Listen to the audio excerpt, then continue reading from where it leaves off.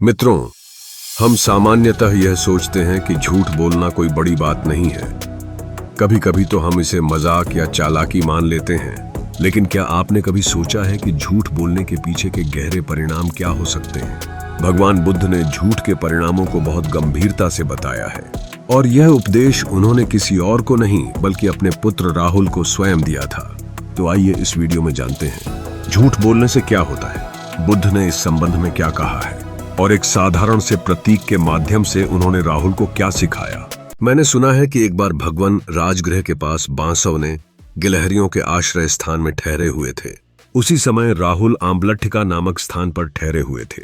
फिर संध्या समय जब भगवान एकांतवास से बाहर आए तो वे वहां गए जहां राहुल आम्बलट्टिका में ठहरे हुए थे। राहुल ने उन्हें दूर से आते देखा, और जैसे ही देखा उन्होंने उनके लिए आसन और पैर धोने का जल रख दिया। भगवान उस आसन पर बैठे और बैठकर उन्होंने अपने पैर धोए। राहुल ने उन्हें प्रणाम किया और एक ओर बैठ गए। तब भगवान ने जलपात्र में बचे हुए थोड़े से जल को वहीं छोड़ते हुए राहुल से कहा, राहुल, क्या तुम इस जलपात्र में बचे हुए थोड़े से जल को देख रहे हो? हाँ भंते। राहुल, जो व्यक्ति जानबूझकर झूठ बोलने में कोई लज्जा अनुभव नहीं करता, उसमें जितना शुभ गुण होता है वह भी इतना ही थोड़ा होता है। फिर भगवान ने वह बचे हुए जल को फेंक दिया और कहा, राहुल, क्या तुमने देखा कि यह थोड़ा जल कैसे फेंक दिया गया? हाँ तथागत। राहुल, जो व्यक्ति जानबूझकर झूठ बोलने में लज्जा नहीं करता, उसमें जो भी शुभ गुण होता है वह भी इसी तरह फेंक दिया जाता है। फिर भगवान ने जलपात्र को उल्टा कर दिया और पूछा, राहुल, क्या तुमने देखा कि यह जलपात्र कैसे उल्टा कर दिया गया? हाँ तथागत। राहुल, जो व्यक्ति जानबूझकर झूठ बोलने में कोई लज्जा नहीं करता, उसमें शुभ गुण का जो भी अंश होता है वह भी इसी तरह उलट दिया जाता है। फिर भगवान ने उस जलपात्र को सीधा करके पूछा, राहुल, क्या तुम देख रहे हो कि यह जलपात्र अब खाली और खोखला है? हाँ तथागत। राहुल, जो व्यक्ति जानबूझकर झूठ बोलने में लज्जा नहीं करता, वह भी ऐसा ही खाली और खोखला होता है। राहुल, यह ठीक वैसा ही है जैसे एक राजहाथी, विशाल, कुलीन, युद्धों में प्रशिक्षित, जिसके दांत रथ की धुरियों जैसे होते हैं।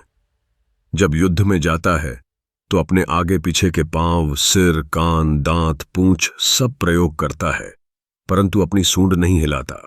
हाथी का प्रशिक्षक देखता है और सोचता है, इस राजहाथी ने अभी तक राजा के लिए अपने प्राण अर्पण नहीं किए हैं। लेकिन जब वही हाथी अपने सभी अंगों के साथ साथ अपनी सूंड भी प्रयोग करता है तो प्रशिक्षक सोचता है, अब इस हाथी ने अपने प्राण राजा को अर्पित कर दिए हैं, अब यह कोई कार्य नहीं है जो यह नहीं करेगा।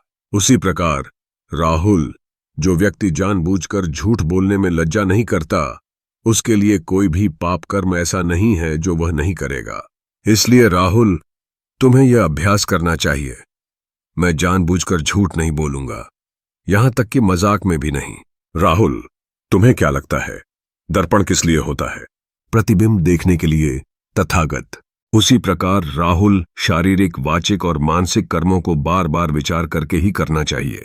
तथागत ने फिर शारीरिक कर्म पर विचार के संबंध में बताया, जब भी तुम कोई शारीरिक कर्म करने वाले हो तो सोचो, क्या यह मुझे दुख देगा, दूसरों को दुख देगा या दोनों को? क्या यह अकुशल कर्म है जिसके दुखद परिणाम होंगे? यदि सोचने पर यह ज्ञात हो कि इससे दुहक होगा तो यह कर्म तुम्हारे लिए सर्वथा अनुचित है, और यदि ज्ञात हो कि इससे किसी को भी दुख नहीं होगा, यह सुखद और कुशल है, तब ऐसा कर्म करना उपयुक्त है। कर्म करते समय भी सोचो कि यह दुखकारी है या नहीं। यदि लग रहा हो कि यह दुख दे रहा है तो उसे त्याग दो, यदि नहीं दे रहा है तो कर सकते हो। कर्म कर चुकने के बाद भी विचार करो, यदि यह दुखद और अकुशल रहा तो उसे गुरु या सच्चरित्र सन्यासी को बताकर स्वीकार करो और भविष्य में ऐसा न करने का संकल्प लो। यदि यह सुखद और कुशल रहा तो मन में प्रसन्नता और ताजगी के साथ अभ्यास करते रहो। वाचिक कर्म अर्थात वाणी पर विचार, वही प्रक्रिया वाणी के लिए अपनाओ। कहने से पहले सोचो, क्या यह दुखद है? यदि हां तो मत कहो, यदि नहीं तो कह सकते हो। बोलते समय भी विचार करो, यदि यह दुख दे रहा है तो छोड़ दो। बोलने के बाद सोचो, अगर यह गलत रहा तो उसे स्वीकार करो और आगे संयम रखो। यदि यह उचित था तो प्रसन्नता के साथ अभ्यास करो। मानसिक कर्म पर विचार। मानसिक कर्म विचार, भावना, संकल्प पर भी वही नियम लागू होते हैं। सोचने से पहले विचार करो, क्या यह मुझे या दूसरों को दुख देगा?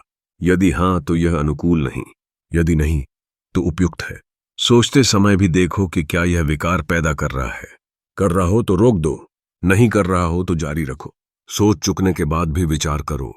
अगर यह अनर्थकारी रहा तो लज्जा और ग्लानि के साथ आगे संयम रखो। अगर यह उचित था तो ताजगी और प्रसन्नता के साथ अभ्यास करते रहो। निष्कर्ष: राहुल, जो भी भूतकाल में तपस्वी थे, जिन्होंने अपने शारीरिक, वाचिक और मानसिक कर्मों को शुद्ध किया, उन्होंने यही अभ्यास किया। जो भविष्य में ऐसा करेंगे वे भी यही करेंगे, और जो वर्तमान में कर रहे हैं वे भी इसी मार्ग से कर रहे हैं। इसीलिए राहुल, तुम्हें अभ्यास करना चाहिए। मैं बार बार विचार करके अपने शारीरिक कर्म को शुद्ध करूंगा। मैं बार बार विचार करके अपने वाचिक कर्म को शुद्ध करूंगा। मैं बार बार विचार करके अपने मानसिक कर्म को शुद्ध करूंगा। राहुल, तुम्हें इसी प्रकार अभ्यास करना चाहिए। यहीं पर भगवान ने कहा। राहुल उस वचन से संतुष्ट हुए और आनंदित हुए।